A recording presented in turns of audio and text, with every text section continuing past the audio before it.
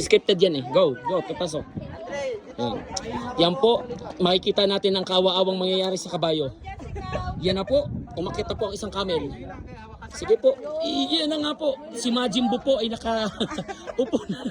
Ay, wag mo na papaandarin, kuya. Ano papadar? Ano may motor? Kuya, wag mo na papaandarin. Aandar talaga! Ma'am, ipakita niyo ang ganda niyo. Kuya, mawa ka naman. Bago maganyo ka, hu! Chi! May picture niya na po.